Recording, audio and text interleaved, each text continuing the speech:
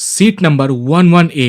ये वो इंसान जिसे आप करंट टाइम में luckiest person in the world भी कह सकते हैं, क्योंकि जहां प्लेन में बैठे 242 लोगों में से 241 लोगों की लाश तक पहचानना मुश्किल हो रहा है। डीएनए टेस्ट करके डेड बॉडी की पता की जा रही है। वहीं एकमात्र जीवित इंसान जो ऊपर वाले के रहम से सही सलामत बच निकला, जिसकी अभी अहमदाबाद के सिविल हॉस्पिटल में इलाज चल रही है, जिनका नाम रमेश है। पर रमेश ने अपने खौफनाक अनुभव को शब्दों के साथ सबके साथ शेयर किया है। रमेश ने बताया, सब कुछ मेरे नजरों के सामने खत्म हो गया। मेरे आसपास लाशें बिखरी पड़ी थी। मैं घबरा गया और बाहर की ओर दौड़ा। मुझे खुद भरोसा नहीं हो रहा है कि मैं कैसे उसमें से जिंदा बाहर निकल सका। क्रैश होने के बाद कुछ देर के लिए लगा कि मैं भी मरने ही वाला हूँ, पर जब आंख खुली तो मुझे एहसास हुआ कि मैं जिंदा हूँ। तो मैंने सीट बेल्ट खोली और बाहर निकलने की कोशिश की, पर वही मेरी नजरों के सामने एयर होस्टेस और कुछ अंकल आंटी खत्म हो गए। और प्लेन टेक ऑफ होते ही 1 मिनट बाद 5-10 सेकंड के लिए लगा कि प्लेन कहीं फंस गया है। और बाद में प्लेन में हरी और सफेद लाइट ऑन हो गई। फिर उसकी रफ्तार अचानक बढ़ गई और वो तेज रफ्तार के साथ एक इमारत से जा टकराया। और मैं जिस तरफ था वहाँ से प्लेन जमीन की तरफ क्रैश हुआ। वहाँ थोड़ी जगह थी और मैं जहाँ था